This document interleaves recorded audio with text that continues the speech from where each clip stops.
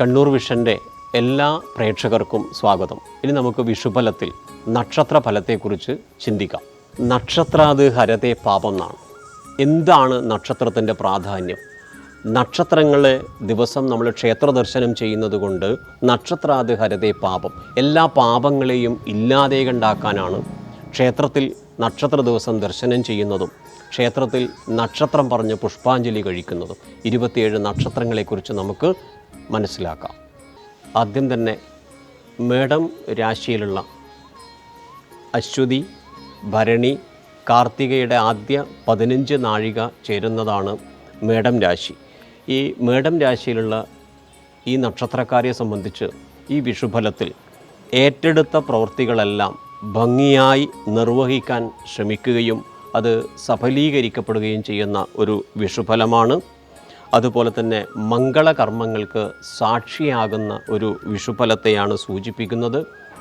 ദീർഘയാത്രകൾ വന്നു ചേരാനും ഉന്നത സ്ഥാനങ്ങളിൽ ഇരിക്കുന്നവർ വളരെ ശ്രദ്ധിക്കപ്പെടേണ്ടുന്നതാണ്. ഉന്നത സ്ഥാനങ്ങളിൽ ഇരിക്കുന്നവർക്ക് ദുരുപയോഗം ചെയ്യാൻ ഇടവരുകയും അന്വേഷണങ്ങൾക്ക് വിധേയമാകാനും ഇടവരുന്ന ഒരു വിഷുഫലമാണ്. വിദ്യാഭ്യാസ രംഗത്തുള്ള അശ്വതി, ഭരണി, കാർത്തിക നക്ഷത്രത്തിൻ്റെ ആദ്യത്തെ 15 നാഴികയിലുള്ള നക്ഷത്രക്കാരെ സംബന്ധിച്ച് വിദ്യാരംഗത്ത് ഉന്നതിയുണ്ടാകുന്നൊരു വർഷമാണ്. എങ്കിലും ശിരോ, നയന, ദന്ത സംബന്ധമായ രോഗങ്ങൾ വന്നു ചേരാൻ ഈ നക്ഷത്രക്കാർക്ക് കൂടുതൽ സാധ്യതയുള്ളൊരു വർഷമാണ്. അതുകൊണ്ട് തന്നെ നക്ഷത്രം തോറും സുബ്രഹ്മണ്യ ഭജനവും, കുടുംബക്ഷേത്രമുണ്ടെങ്കിൽ കുടുംബക്ഷേത്ര ഭജനവും, ഗുരുവന്ദനവും ഗുരുസ്മരണയും നടത്തേണ്ടുന്ന ഒരു വർഷമാണ് മേടം രാശിയിലുള്ള ഈ നക്ഷത്രക്കാരെ സംബന്ധിച്ച് ഈ വിഷുഫലത്തിൽ. ഇടവ രാശിയിലെ കാർത്തിക നക്ഷത്രത്തിൻ്റെ അവസാന 45 നാഴികയും രോഹിണി നക്ഷത്രം പൂർണ്ണമായും, അതുപോലെ മകീര്യം നക്ഷത്രത്തിൻ്റെ ആദ്യത്തെ 30 നാഴികയും ചേരുന്നതാണത്രേ ഇടവൻ രാശി. ഇടവൻ രാശിയിലുള്ള ഈ നക്ഷത്രക്കാരെ സംബന്ധിച്ച് ഈ വിഷുഫലത്തിൽ വിദ്യാർത്ഥികളെ സംബന്ധിച്ച് ഏറ്റവും ഉത്തമമായ ഒരു വർഷമാണ്. അതുപോലെ പുതിയ വ്യവസായങ്ങൾക്കും പുതിയ സംരംഭങ്ങൾക്കും ഇറങ്ങുന്നവരെ സംബന്ധിച്ച് ഈ ഒരു വിഷുഫലം വളരെ നന്നായ ഒരു കാലഘട്ടമാണ്.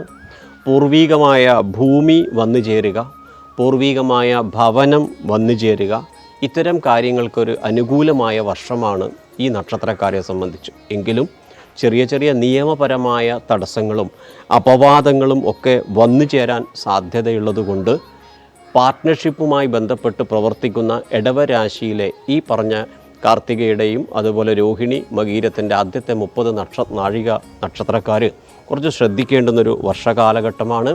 ഗൃഹനിർമ്മാണ പ്രവർത്തനങ്ങൾ സാവകാശമാണെങ്കിലും ഈ വർഷം പൂർത്തീകരിക്കാൻ ഉദ്ദേശിക്കുന്നവരെ സംബന്ധിച്ച് ഒരു അനുകൂലമായ കാലഘട്ടം. കർമ്മരംഗത്ത് പ്രമോഷൻ വന്നു ചേരുന്നൊരു വിഷു ഫലം കൂടിയാണ് ഈ വർഷത്തേത്. അഭിഭാഷക രംഗത്ത് ഉള്ളവരെ സംബന്ധിച്ച് ഉന്നതി ഉണ്ടാകുന്ന ഒരു വർഷമാണ്. അന്വേഷണങ്ങളെ നേരിടേണ്ടി വരുന്ന ഒരു വർഷം കൂടിയാണ് ഈ വിഷുഫലത്തിൽ. നിർബന്ധമായും ഈ നക്ഷത്രക്കാർ ദേവീക്ഷേത്രത്തിൽ അർച്ചന ചെയ്യുന്നതും ശിവന് പുഷ്പാഞ്ജലി കഴിക്കുന്നതും ഈ വിഷുഫലത്തിൽ നന്നായിരിക്കും. മിഥുന രാശിയിലുള്ള മകീര്യം നക്ഷത്രത്തിൻ്റെ അവസാന 30 നാഴികയും തിരുവാതിര നക്ഷത്രവും പുണർദം നക്ഷത്രത്തിൻ്റെ ആദ്യ 45 നാഴികയും ചേരുന്നതാണ് മിഥുന രാശി. ഈ മിഥുന രാശിയിലുള്ള നക്ഷത്രക്കാരെ സംബന്ധിച്ച് വ്യാഴത്തിൻ്റെ മറവുള്ളൊരു കാലഘട്ടവും കൂടി ആയതുകൊണ്ട് സാമ്പത്തികമായ ചില പ്രയാസങ്ങൾ വന്നു ചേരുന്ന ഒരു വിഷുഫലമാണ്.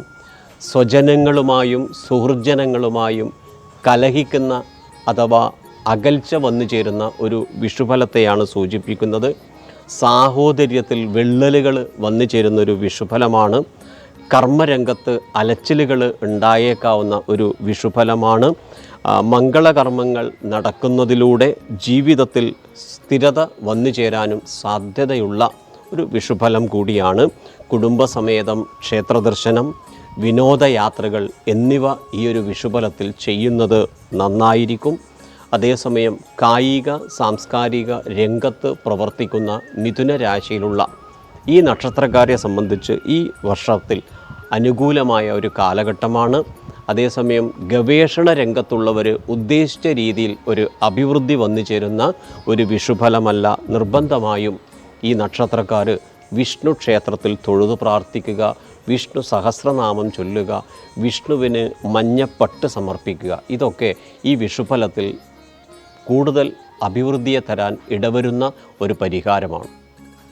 കർക്കിടക രാശിയിലുള്ള പുണർദത്തിൻ്റെ അവസാന 15 നാഴികയും പൂയം ആയില്യം നക്ഷത്രം ചേരുന്നതാണത്രേ കർക്കിടക രാശി. ഈ കർക്കിടക രാശിയിൽ ജനിച്ചവരെ സംബന്ധിച്ച് ഈ വിഷുഫലത്തിൽ വിദ്യാർത്ഥികൾക്ക് ഒരു ഉത്തമമായ ഒരു കാലഘട്ടമാണ്. അനവധി കാലഘട്ടമായി ചികിത്സിച്ചും ഭേദമാകാത്ത രോഗത്തിന് ശമനം വന്നേക്കാവുന്ന ഒരു വിഷുഫലമാണ്. ഗവൺമെൻറ്റിൽ നിന്ന് ആനുകൂല്യങ്ങൾ വന്നു ചേരുന്ന ഒരു വിഷുഫലമാണ്. കുടുംബത്തിൽ വേണ്ടപ്പെട്ടവർക്ക് ആരോഗ്യപരമായ ചില ബുദ്ധിമുട്ടുകൾ വന്നു ചേരുന്ന ഒരു വിഷുഫലമാണ്. വാദസംബന്ധമായും അതുപോലെ തന്നെ പിത്തസംബന്ധമായുമുള്ള രോഗങ്ങൾ വർദ്ധിക്കാനിടയുള്ള ഒരു വിഷുഫലമാണ് കർക്കിടക രാശിയിലുള്ള ഈ നക്ഷത്രക്കാരെ സംബന്ധിച്ച്. അതുകൊണ്ട് ചികിത്സകൾ വേണ്ടുന്ന സമയത്ത് തന്നെ ചെയ്തില്ല എങ്കിൽ പിന്നീട് രോഗം മൂർച്ഛിക്കാവുന്നൊരു വിഷുഫലമാണെന്ന് വളരെ ശ്രദ്ധിക്കേണ്ടതുണ്ട്. അതേസമയം ആലങ്കാരികമായ പ്രവൃത്തികൾ ചെയ്യുന്നവരെ സംബന്ധിച്ച് ഉത്തമമായ കാലഘട്ടം. ഭവനത്തിൽ അലങ്കാര വസ്തുക്കൾ വാങ്ങാനിടയുള്ള ഒരു വിഷുഫലമാണ്. നിർബന്ധമായും കച്ചവട രംഗത്തും കാർഷിക രംഗത്തുമുള്ളവരെ സംബന്ധിച്ച് ഈ വിഷുഫലം അഭിവൃദ്ധി വന്നേക്കാവുന്നൊരു വിഷുഫലമാണ്. എങ്കിലും അവസാന കാലഘട്ടം അഥവാ വർഷത്തിൻ്റെ അവസാന കാലഘട്ടം ഉദ്ദേശിക്കുന്ന രീതിയിൽ ഒരു അഭിവൃദ്ധി ഈ നക്ഷത്രക്കാരെ സംബന്ധിച്ച് കാണാനില്ല. അതുകൊണ്ട് തന്നെ ദേവീക്ഷേത്ര ഭജനം ചെയ്യുന്നതും നവഗ്രഹ ക്ഷേത്ര ദർശനം ചെയ്യുന്നതും ഈ കർക്കിടക രാശിയിലുള്ളവരെ സംബന്ധിച്ച് അനുകൂലമായിരിക്കും. ചിങ്ങരാശി. ഈ വിഷുഫലത്തിൽ ചിങ്ങരാശിയിലുള്ള മകം അതുപോലെ പൂരം ഉത്രം നക്ഷത്രത്തിൻ്റെ ആദ്യത്തെ 15 നാഴികയിൽ ജനിച്ച ചിങ്ങരാശിക്കാരെ സംബന്ധിച്ച് കാര്യസാധ്യം വന്നു ചേരുന്ന ഒരു വിഷുഫലമാണ്. വിട്ടുവീഴ്ചയില്ലാതെ ഉദ്ദിഷ്ട കാര്യത്തിന് വേണ്ടി പരിശ്രമിക്കുന്ന ഒരു വിഷുഫലമാണ്. നിയമപരമായ തടസ്സങ്ങൾ വന്നു ചേരുമെങ്കിലും അതിനെയൊക്കെ തരണം ചെയ്ത് മുൻപോട്ടേക്ക് പോകാനും വ്യാവസായിക കാർഷിക രംഗത്ത് അഭിവൃദ്ധിപ്പെടാനും ഉള്ള ഒരു വിഷുഫലമാണ്. ആരോഗ്യപരമായി ശ്രദ്ധിക്കേണ്ടുന്നൊരു കാലഘട്ടമാണ്. ചെറിയ വീഴ്ചകളും ശസ്ത്രക്രിയകളും ഒക്കെ വന്നേക്കാവുന്നൊരു വിഷുഫലമാണ്. ചിങ്ങരാശിയിലുള്ള ഈ നക്ഷത്രക്കാരെ സംബന്ധിച്ച് ഈ വിഷുഫലത്തിൽ നിർബന്ധമായും കുടുംബ ക്ഷേത്ര ദർശനം ചെയ്തും ദേവീ ക്ഷേത്ര ദർശനം ചെയ്തും വിഷുഫലത്തെ അഭിവൃദ്ധിപ്പെടുത്താൻ വേണ്ടി സാധിക്കുന്ന ഒരു വിഷുഫലമാണ്. കന്നി രാശി. കന്നി രാശിയിലുള്ള ഉത്രം നക്ഷത്രത്തിൻ്റെ അവസാന 45 നാഴികയും അത്തം നക്ഷത്രവും ചിത്തിര നക്ഷത്രത്തിൻ്റെ ആദ്യ 30 നാഴികയും ചേരുന്നതാണത്രേ കന്നിരാശി. കന്നിരാശിയിലുള്ള ഈ നക്ഷത്രക്കാരെ സംബന്ധിച്ച് സാമ്പത്തിക നേട്ടം വന്നു ചേരുന്ന ഒരു വിഷുഫലമാണ്. വിദ്യാർത്ഥികളെ സംബന്ധിച്ച് അനുകൂലമായൊരു കാലഘട്ടമാണ്. രോഗശമനം വന്നു ചേരുന്ന ഒരു കാലഘട്ടമാണ്. കർമ്മരംഗത്ത് സ്ഥാനചലനം വന്നു ചേരും. കൂട്ട് ബിസിനസ്സുമായി ബന്ധപ്പെട്ട് പ്രവർത്തിക്കുന്നവർക്ക് ഈ വിഷുഫലം ഒരു അനുകൂലമായ കാലഘട്ടമല്ല.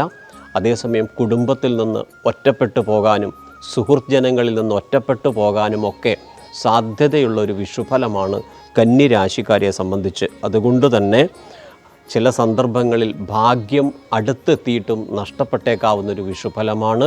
നിർബന്ധമായും ദേവീ ക്ഷേത്ര ദർശനം ചെയ്തും നവഗ്രഹ ക്ഷേത്ര ദർശനം ചെയ്തും ശിവപൂജ ചെയ്തും ഈശ്വര ഭജനം ചെയ്തും വിഷുഫലത്തെ അഭിവൃദ്ധിപ്പെടുത്താനുള്ള ശ്രമങ്ങൾ ഈ നക്ഷത്രക്കാർക്ക് പ്രത്യേകിച്ച് ഉണ്ടാകേണ്ട ഒരു വിഷുഫലമാണ്. തുലാവരാശി. തുലാവരാശിയിലുള്ള ചിത്തിര നക്ഷത്രത്തിൻ്റെ അവസാന 30 നാഴികയും ചോതി നക്ഷത്രവും വിശാഖം നക്ഷത്രത്തിൻ്റെ ആദ്യ 45 നാഴികയും ചേരുന്ന തുലാവരാശിക്കാരെ സംബന്ധിച്ച് സാമ്പത്തിക നേട്ടം വന്നു ചേരുന്ന ഒരു വിഷുഫലമാണ്. ദാമ്പത്യ ജീവിതത്തിൽ ചില ക്ലേശങ്ങൾ വന്നു ചേരുന്ന ഒരു വിഷുഫലമാണ്. യാത്രകൾ വന്നു ചേരുന്ന ഒരു വിഷുഫലമാണ്. സിനിമ സീരിയൽ രംഗത്തുള്ള മാധ്യമ രംഗത്തുള്ളവർക്ക് ഒരു അനുകൂലമല്ലാത്ത ഒരു വിഷുഫലമാണ് ഈ വർഷം ഏറ്റെടുക്കുന്ന കാര്യങ്ങളൊന്നും വിജയിപ്പിക്കാൻ പറ്റാത്തൊരവസ്ഥ വരും. കരാറ് ജോലിയുമായി ബന്ധപ്പെട്ട് പ്രവർത്തിക്കുന്ന ഈ തുലാവ് രാശിയിലുള്ള നക്ഷത്രക്കാർക്കും ഈ വിഷുഫലം ഒരു ശുഭകരമായ കാലഘട്ടമല്ല.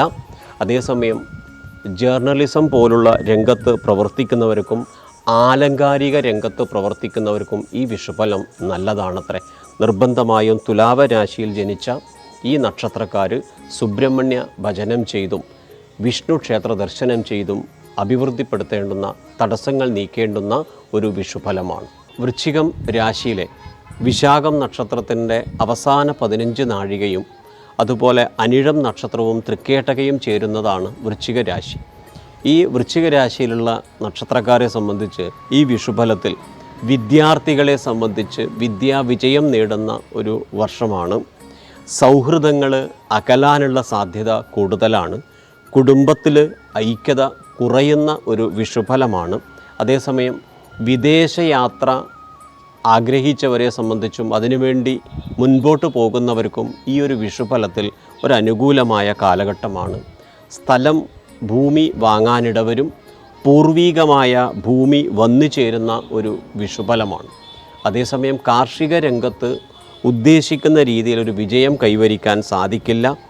ബാങ്ക് വായ്പകൾ, ഇതര വായ്പകൾ എടുക്കുന്നവർ വളരെ ശ്രദ്ധിച്ചു വേണം ഈ വിഷുഫലത്തിൽ വായ്പകൾ എടുക്കുന്നതും ധനം കൊടുക്കുന്നതും ധനം വാങ്ങുന്നതും ഒക്കെ ഒരു പ്രയാസം സൃഷ്ടിക്കുന്നൊരു വിഷുഫലമാണ്. അതുകൊണ്ട് തന്നെ നക്ഷത്ര ദിവസം വിഷ്ണു ക്ഷേത്ര ദർശനം ചെയ്തും വിഷ്ണു പ്രീതിക്ക് വേണ്ടി തുളസിമാല ചാർത്തിക്കുന്നതും വിഷ്ണുവിന് മഞ്ഞപ്പട്ട് സമർപ്പിക്കുന്നതും ഈ വിഷുഫലത്തിൽ നല്ലതാണ്. ഇനി ധനുരാശിയാണ്. ധനുരാശിയിലുള്ള നക്ഷത്ര മൂലം, പൂരാടം, ഉത്രാടം ആദ്യ 15 നാഴിക ചേരുന്നതാണ് ധനുരാശി. ധനുരാശി നക്ഷത്രക്കാരെ സംബന്ധിച്ച് ഈ വിഷുഫലത്തിൽ വിദ്യാർത്ഥികൾക്ക് ഒരു അനുകൂലമായ ഒരു വർഷമാണ്.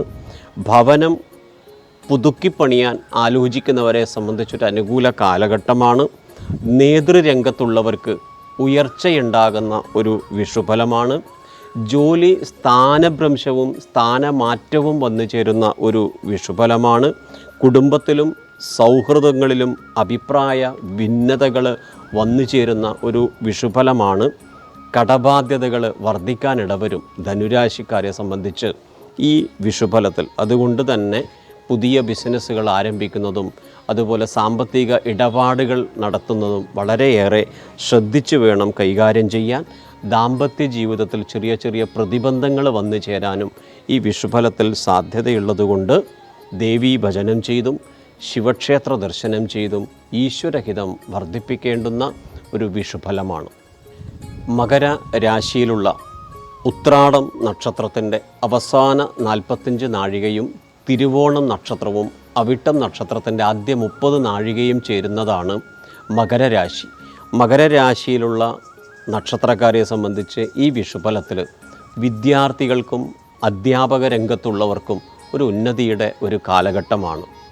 നേത്ര സംബന്ധമായ രോഗങ്ങൾ വന്നു ചേരാനും യാത്രാ സന്ദർഭത്തിൽ ചില നഷ്ടങ്ങളും കഷ്ടനഷ്ടങ്ങൾ വന്നു ചേരാൻ സാധ്യതയുള്ള ഒരു വിഷുഫലമാണ്. സൗഹൃദങ്ങൾ വന്നു ചേരുന്ന ഒരു വിഷുഫലമാണ്. വിനോദയാത്രകളും തീർത്ഥയാത്രകളും ഒക്കെ വന്നു ചേരാനും അതുമായി ബന്ധപ്പെട്ട് മുൻപോട്ടേക്ക് പോകാൻ ആഗ്രഹിക്കുന്നവർക്കും ഈ ഒരു വിഷുഫലം നല്ലതാണ്. എഴുത്തുകാരെ സംബന്ധിച്ചും കായിക രംഗത്തുള്ളവർക്കും ഈ മകരരാശിയിൽ ജനിച്ച നക്ഷത്രക്കാരെ സംബന്ധിച്ച് ഈ വിഷുഫലം വളരെ നല്ലതായ ഒരു വിഷുഫലമാണ്. സാംസ്കാരിക രംഗത്തും പൊതുരംഗത്തും പ്രവർത്തിക്കുന്ന ഈ മകരരാശിക്കാരെ സംബന്ധിച്ച് വിഷുഫലം നല്ലതാണ്. നവഗ്രഹ ക്ഷേത്ര ദർശനം ചെയ്യുന്നതും നവഗ്രഹ സ്തോത്രം ചൊല്ലുന്നതും ഈ വിഷുഫലത്തിന് കുറച്ചുകൂടി അഭിവൃദ്ധി ഉണ്ടാകാൻ കാരണമാകും. കുംഭരാശി.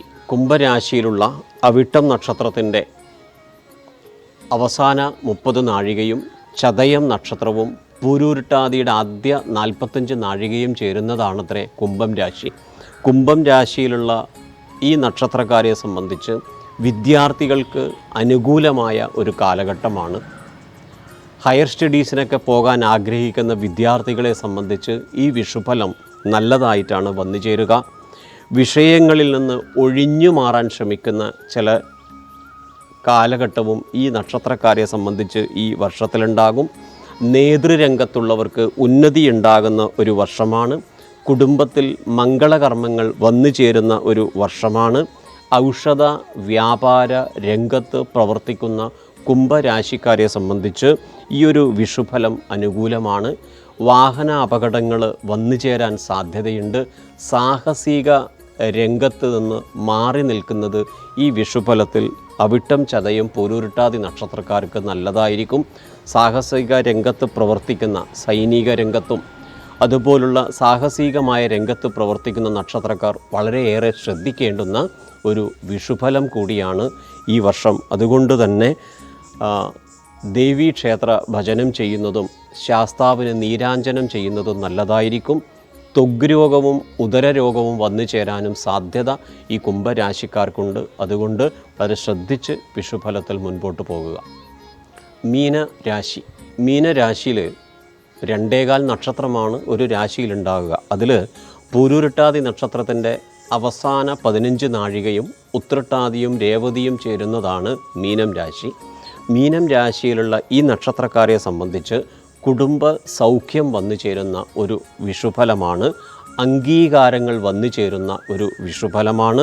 സാമ്പത്തികമായ നേട്ടങ്ങൾ ഉണ്ടാകും. അതേസമയം ഉദര സംബന്ധമായും നേത്ര സംബന്ധമായ രോഗങ്ങളും വന്നു ചേരാൻ സാധ്യതയുണ്ട്. വാഹന അപകടങ്ങൾ വളരെയേറെ ശ്രദ്ധിക്കേണ്ടുന്ന ഒരു കാലഘട്ടമാണ്. നിയമവിഷയം കൈകാര്യം ചെയ്യുന്നവരെ സംബന്ധിച്ചും പത്ര ദൃശ്യ മാധ്യമ രംഗത്ത് പ്രവർത്തിക്കുന്ന മീനരാശിക്കാരെ സംബന്ധിച്ച് ഈ വിഷുഫലത്തിൽ വളരെ ഉത്തമമായ ഒരു കാലഘട്ടമാണ്.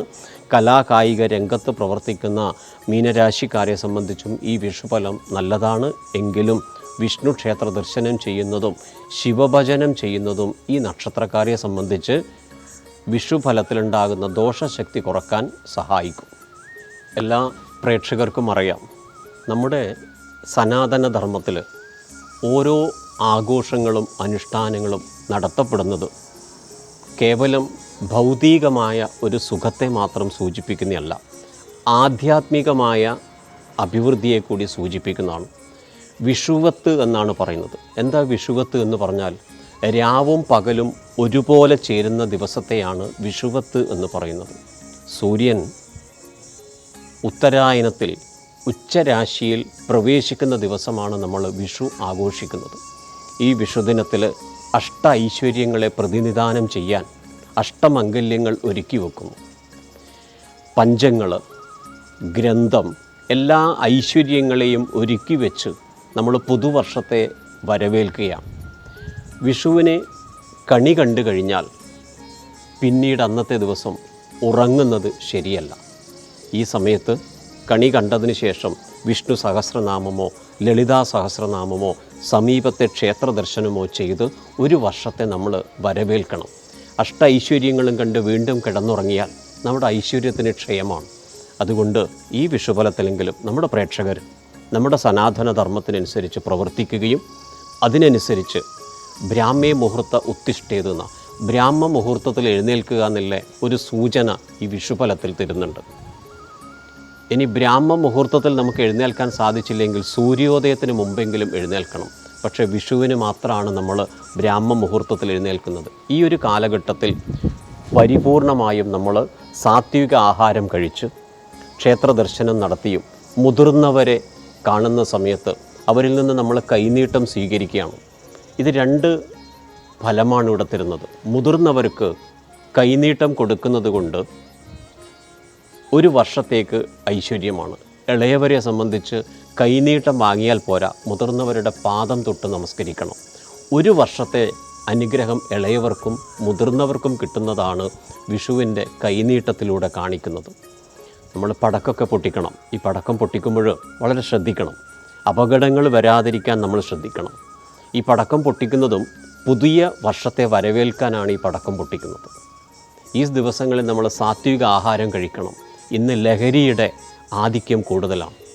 ഈ ദിവസം മാംസ ആഹാരവും ലഹരി വസ്തുക്കളും ഉപേക്ഷിച്ച് നമ്മളെല്ലാവരും ലഹരി വിമുക്ത കേരളമെന്ന് ആഗ്രഹിക്കുന്നു, ലഹരി വിമുക്ത ഭാരതമെന്ന് നമ്മൾ ആഗ്രഹിക്കുന്നു.